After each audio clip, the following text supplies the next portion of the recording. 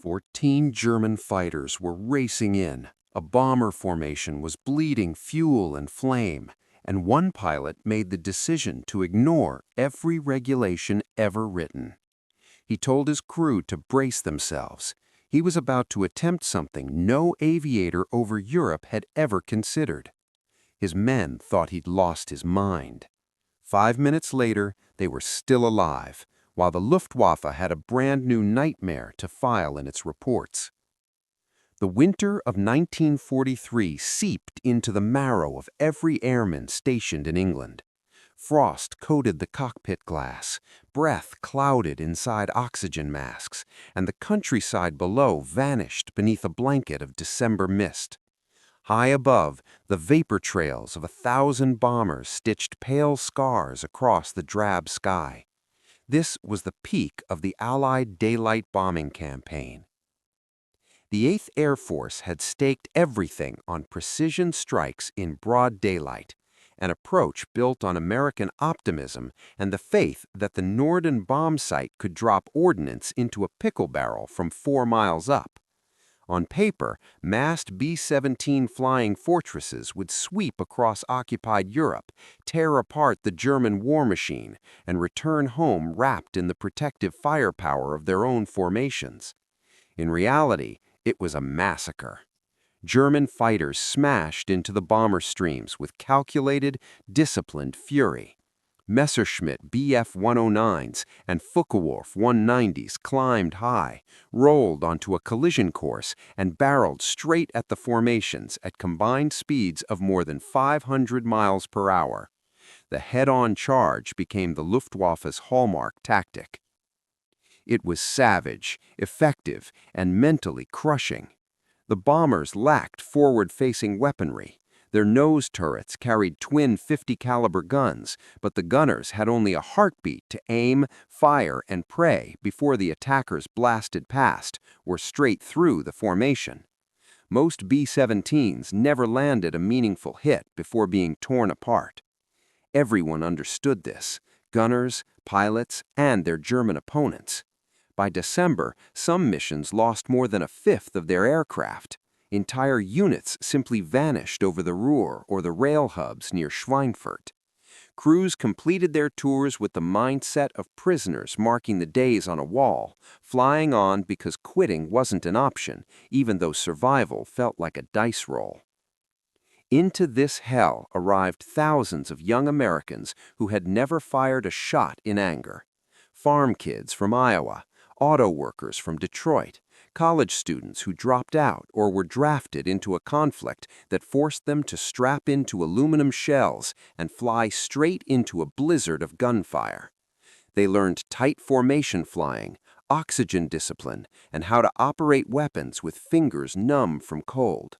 But no one taught them how to survive a head-on assault.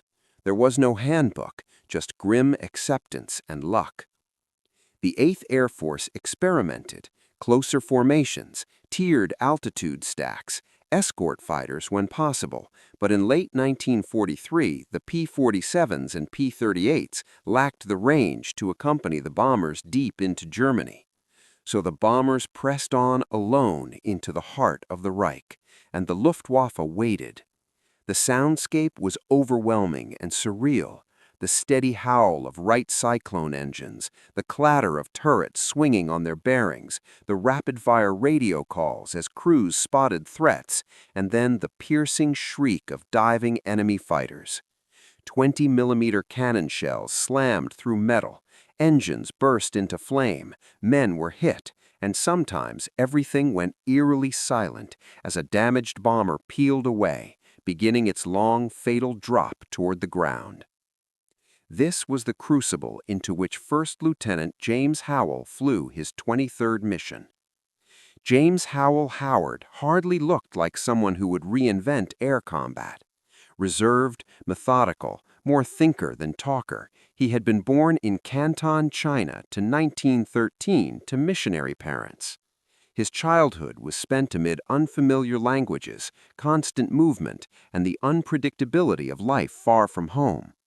His father ran a medical mission, his mother taught school. Howard grew up watching people improvise solutions with whatever they had and without any safety net. He returned to America for college, began pre-med studies at Pomona, but flying pulled him harder than biology ever could. In 1937, he left school to join the Navy as an aviation cadet. He failed to qualify, not because he lacked ability, but due to a minor medical issue that grounded him. For most, that would have been the end, but Howard pressed on.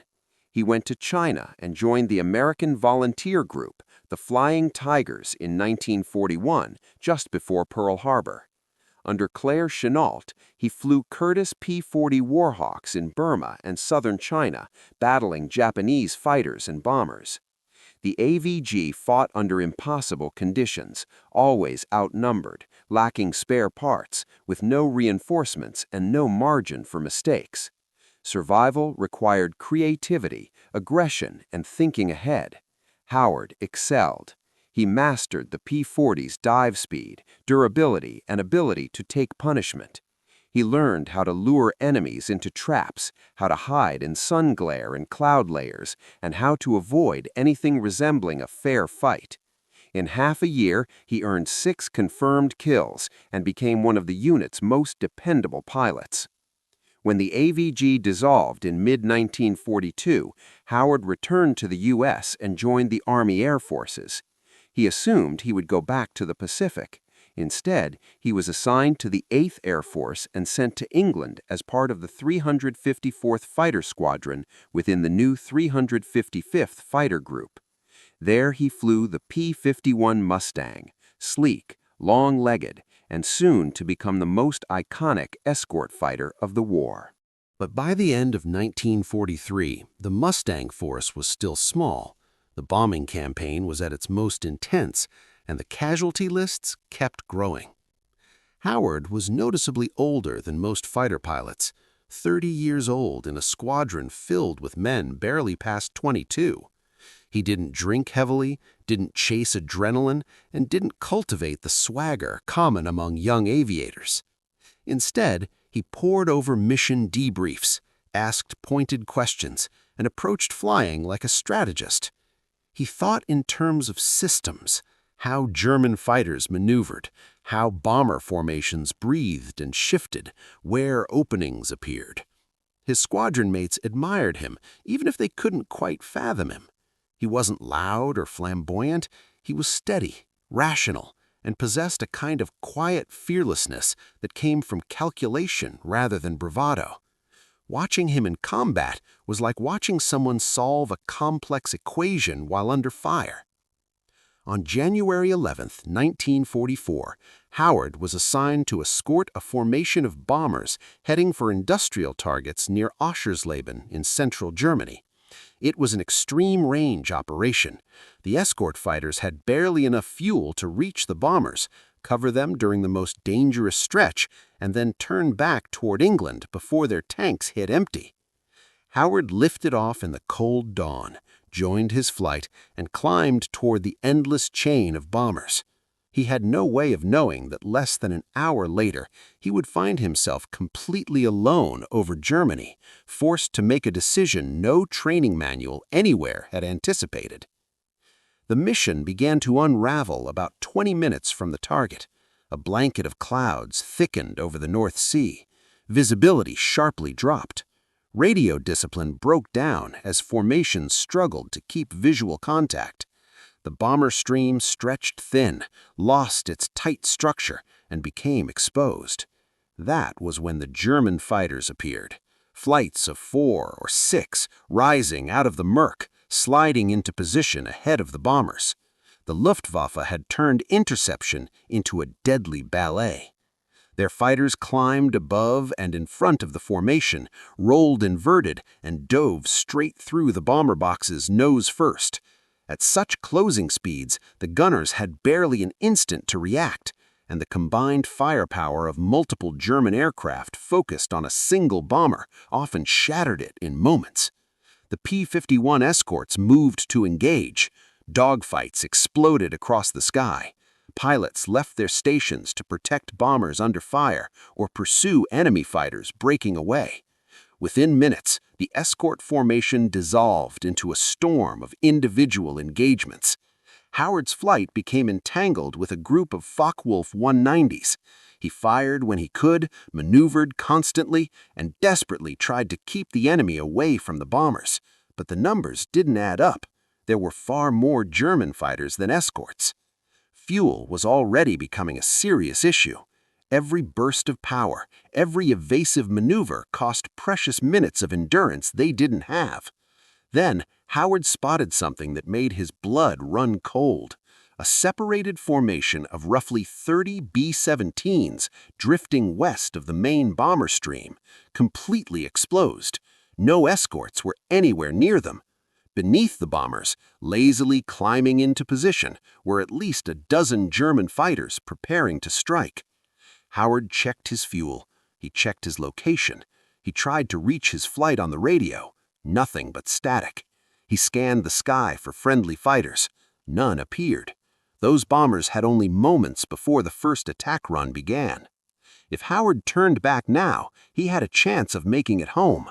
If he attacked, he would be alone against more than 10 enemy fighters. Even if he survived the initial dive, the Luftwaffe would overwhelm him once they realized he was the only defender. There was no doctrine for this, no training scenario. It came down to a brutally simple choice: leave the bombers to their fate or fight alone. Howard shoved the throttle wide open and dove toward the threatened formation. The German fighters had not begun their run yet. They were still aligning, still coordinating, still shaping the perfect angle of attack. Howard knew he had one fleeting advantage: surprise. No one expected a lone Mustang to challenge an entire interception group.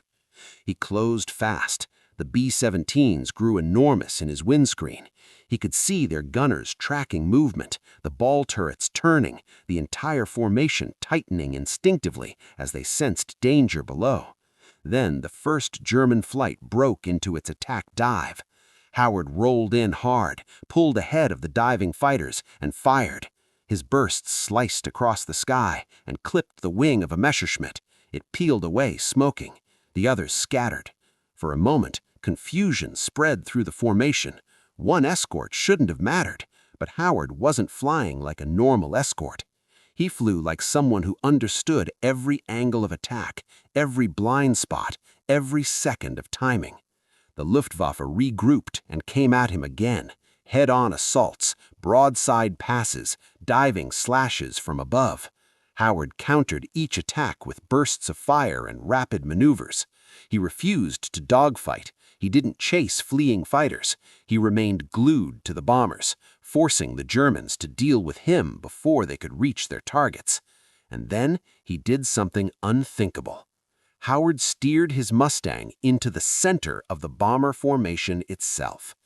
Fighter doctrine in 1943 was unambiguous. Escorts stayed outside the bomber boxes. They patrolled the flanks, high cover, and approach routes. They intercepted threats before they reached the heavies. Close escort was considered passive and ineffective. No fighter pilot slipped inside the bomber formation. The risks were extreme. B-17s flew wingtip to wingtip with almost no margin for error. Prop wash and slipstreams created unseen walls of turbulent air.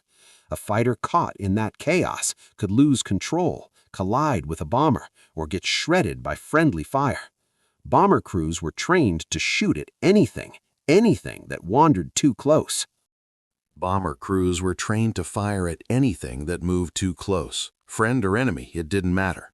Fast and near meant danger, and they acted accordingly. But Howard understood something that the doctrine writers had overlooked. The German strategy of head-on attacks required an open lane. Their fighters needed a clean, straight approach path, high velocity, and a clear view of their targets. If a defending fighter placed itself directly in front of the bombers, exactly where the Germans should have been lining up, the attackers were forced into a terrible dilemma. They could either abort their run or gamble on a head-on collision with an armed Mustang closing at a combined speed of more than 600 miles per hour. Howard eased his P-51 into the front rank of the bomber formation. He pulled back on the throttle until his speed matched the lumbering B-17's. Settling just ahead of the lead fortress, slightly low and dead center, he became a dark silhouette between the bombers and the oncoming threat. Inside the B-17's, the crews noticed him instantly. They weren't sure what to make of his presence. Some believed he'd become disoriented. Others worried he'd been hit and was preparing to ditch near the formation. A few wary gunners instinctively trained their guns on him, waiting to see if he was friend or a danger. Then the Germans struck again. 2 Messerschmitts dropped from the high left position, 11 o'clock, diving straight at the formation with their cannons armed. They had a perfect vector. The bombers couldn't dodge, their formation was locked tight. Everything about the attack was textbook, but Howard was in their path. He held his place until the very last heartbeat, fired a quick burst, and then snapped left. The lead German pilot flinched and rolled out of his dive. The wingman copied him. Neither of them followed through. The Mustang's position made the attack too perilous. A single defender had disrupted the entire pass. Howard climbed, rolled back around, and slid once more into his spot in the lead element. This time, the bomber pilots understood. He wasn't lost. He wasn't disabled. He was turning himself into their shield. The Germans regrouped and switched tactics. They attempted side-angle attacks. Howard intercepted them. They tried vertical dives. He climbed toward them and forced them to overshoot. They attempted coordinated strikes from multiple directions. He pivoted, fired, and broke each run apart. The Luftwaffe pilots were experienced, aggressive, and relentless, but they were also limited by physics, ammunition, and risk. Every attack Howard disrupted was an attack that failed. Every failed attack drained time, fuel, and confidence. Slowly, the bomber crews began acting in concert with him. They held their fire when he maneuvered close. They called out threats over the radio. They watched his blind angles. Whether they intended it or not, a silent partnership formed, 1 Mustang and 30 heavy bombers fighting as a single organism against an enemy that outnumbered them all. Howard kept this up for nearly half an hour. He burned through most of his ammunition. His fuel dwindled at a frightening rate. Small caliber impacts peppered his aircraft. Rounds pierced the fuselage, but miraculously avoided anything vital. His engine ran hot. His muscles ached. His vision tunneled from stress and thin oxygen. But the bombers held their formation, and gradually the Germans began to pull away. When Howard's fuel level finally dipped below reserve, the Luftwaffe made their decision. They didn't retreat out of fear. They calculated that the bombers were nearing the target zone and that long-range Allied fighters would soon return. The window of opportunity had closed. German pairs peeled away, diving toward lower altitudes and disappearing into clouds. Howard watched them vanish. He didn't pursue. He couldn't. He had almost no ammunition left, barely enough fuel to stay airborne, and little margin for mistakes. He pulled gently out of the formation. The lead B-17 rocked its wings in salute. Howard returned the gesture and began the desperate glide back to England. His engine sputtered twice from fuel starvation. He leaned the mixture as far as he dared, coaxing whatever power remained. Eventually, the English coastline emerged through the haze. Howard crossed it at barely 2,000 feet, dangerously low for comfort, too high to bail out safely. He landed at the first field he could reach. The Mustang rolled to a stop, and then the engine quit entirely. Ground crew sprinted toward him and discovered bullet holes stitched across the wings, tail, and fuselage. They found an engine that had been running almost entirely on hope, and they found a pilot who had flown far beyond the acceptable limits of an escort mission, stayed under fire longer than seemed possible, and fought more enemy fighters alone than any pilot on record. But they did not find a single wound on him. Howard stepped out, filed a concise combat report, and offered nothing dramatic. He mentioned the bombers, the Germans, and the maneuver. No embellishment, no theatrics, just the facts. The bomber crews told the real story. After landing in England, they filled their intelligence debriefs with accounts of the lone Mustang that guarded them for half an hour. They spoke of the pilot who flew inside their formation, absorbed attacks aimed at them, and turned himself into a mobile barrier against an entire German fighter group. Gunners estimated that he faced at least 14 enemy aircraft, possibly more. Every account agreed on one point. Without that single Mustang, many of them would not have lived to tell the tale. The story raced through the 8th Air Force. Headquarters compared Howard's modest report with the bomber's testimonies and analyzed the tactical consequences. What Howard had done broke nearly every rule in the escort manual. But it had worked, and in a war where bomber losses threatened both morale and operational effectiveness, results outweighed theory. In April 1944, James Howard received the Medal of Honor, the only fighter pilot in the entire European theater to be awarded the nation's highest decoration. The citation honored his bravery, skill, and devotion to the bomber crews he protected. What the citation didn't say, what mattered most, was this: Howard hadn't acted out of reckless heroism. He acted out of clear, sharp logic. He recognized a problem, evaluated the variables, and executed a solution no manual had ever imagined. Howard had transformed himself into a weapon, not through sheer firepower, but through positioning. He recognized something the official tacticians had missed. It wasn't the number of enemy aircraft a pilot shot down that disrupted an attack. It was the simple fact of being in the way. By inserting himself where German fighters needed space to execute their runs, he exposed a vulnerability in their most lethal tactic. The Luftwaffe's head-on charge had been their most devastating method against American bombers. It depended on blistering speed, the shock effect of a direct assault, and the bomber's inability to fire forward. But it also relied on an unspoken rule. Escorts kept their distance. Fighters defended bombers from the outside. They didn't physically block the approach. Howard shattered that assumption.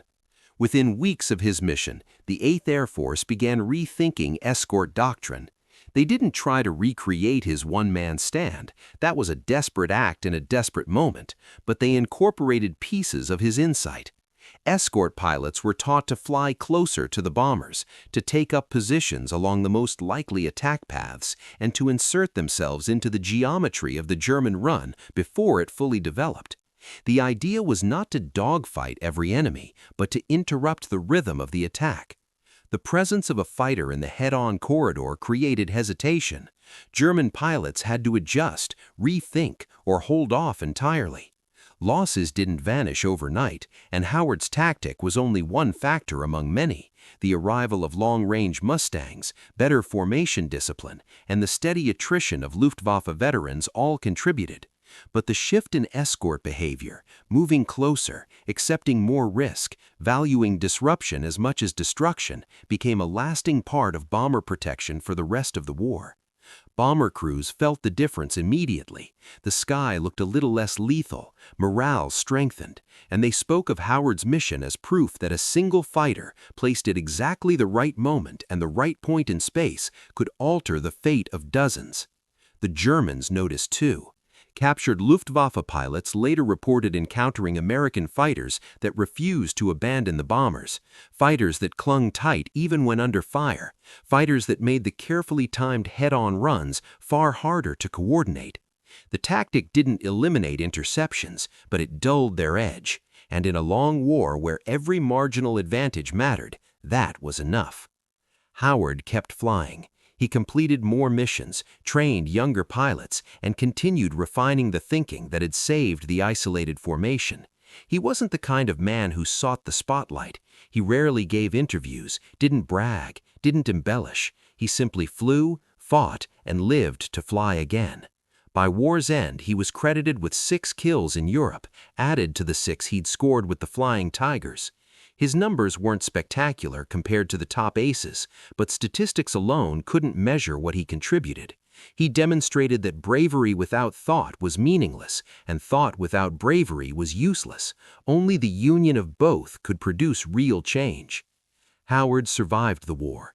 He remained in the Air Force, rose to brigadier general, and eventually retired in 1966 after nearly 30 decades of service. He chose a quiet life in Florida, far from fame, and almost never spoke publicly about the mission that earned him the Medal of Honor. When pressed, he simply said he responded to the conditions in front of him. He didn't call it heroism, he called it solving a problem. He saw bombers in danger, identified the gap in their defenses, and filled it. That it worked, he insisted, was as much luck as it was skill. But those who served alongside him disagreed. They remembered a man who stayed rational under pressure, who didn't panic when chaos erupted around him, who acted decisively when others might freeze. They saw a pilot who knew that wars aren't won by following regulations, they're won by knowing when the rules no longer apply. The technique he used that day, entering the bomber formation to disrupt the head-on attacks, was never formally entered into tactical manuals. It was too dangerous, too dependent on the individual pilot's judgment, too easily misused by the inexperienced. But it lived on in the oral culture of fighter pilots. Instructors told the story, aviators debated it, and over the years, variants of the idea appeared in fighter doctrines across the world. Howard's legacy was never a single maneuver, it was a way of thinking, a recognition that aerial combat was shaped not by aggression alone, but by geometry, timing, and the willingness to inhabit the one point in space where the enemy least wanted you to be. In the enormous catalog of World War II aviation stories, his name appears far less often than it deserves. He wasn't flashy, he didn't chase fame, he didn't rack up an enormous kill score. But the bomber crews who survived January 11, 1944, remembered him for the rest of their lives. Some named their sons after him. Some wrote to him decades later to say thank you. Others simply retold the events to anyone who would listen. Because in a war that consumed millions, James Howard showed them that a single human being, in a single moment, could still change everything. Not through machine guns or raw luck, but through clarity, courage, and an absolute refusal to believe that impossible really meant impossible. He passed away in 1995 at age 81. His funeral was attended by veterans, fellow pilots, and men who had flown in those bomber boxes half a century earlier. They didn't talk about doctrine or regulations. They spoke about the day one Mustang didn't run, the day one pilot stayed when logic said he shouldn't, and the lesson he left behind. The greatest weapon in war is not the aircraft, but the mind willing to use it differently.